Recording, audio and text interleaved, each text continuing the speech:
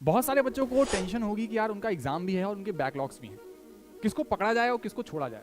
Pressure feel कर रहे होंगे, एंग्जाइटी फील कर रहे होंगे और गिल्ट भी फील कर रहे होंगे, और आपका सिलेबस पीछे छूटा जा रहा है और एग्जाम नजदीक आता जा रहा है, पढ़ाई लिखाई में मन नहीं लग रहा है।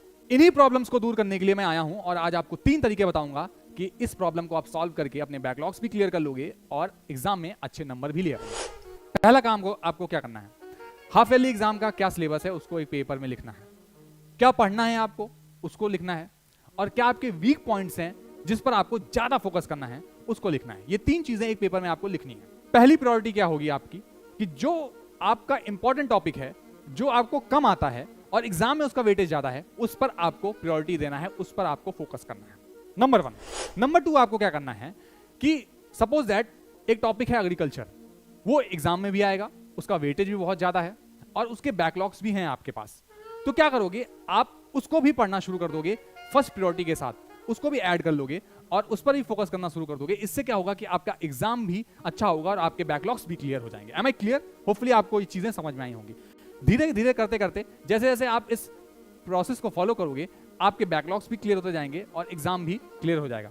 बहुत बार ऐसा होता है कि एग्जाम के चक्कर में, पुराने बैकलॉग्स के चक्कर में नए बैकलॉग्स बन जाते हैं, बहुत सारी चीजें होती हैं, बच्चा डिस्टर्ब हो जाता है। लेकिन आपको एक प्रॉपर स्ट्रेटजी फॉलो करनी है, स्मार्ट अप्रोच के साथ काम करना है, तो आपके जो प्रीवियस बैकलॉग हैं वो भी क्लियर हो जाएंगे और जो आपका प्रेजेंट टाइम में एग्जाम है वो भी अच्छे से हो जाएगा और कोई बैकलॉग्स भी आपके नहीं बनेंगे।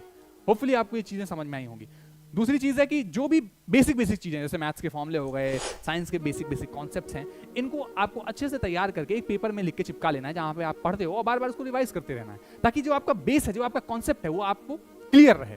जो भी क्वेश्चन आप सॉल्व करो चीजें क्लियर हो जाएं और बिल्कुल भी प्रेशर नहीं लेना है कि बैकलॉग्स हैं, एग्जाम है, कैसे दोनों को हम डील करेंगे।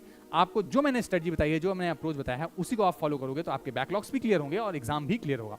किसी भी काम को डिले मत करो, अभी करना है, इसी वक्त करना है, प्रेजेंट टाइम में करना है बस, क्योंकि एग्जाम का एक फिक्स टाइम है, एग्जाम बाद में नहीं होगा आपके हिसाब से। तो पढ़ाई भी आपको अभी करनी है, इसी वक्त करनी है।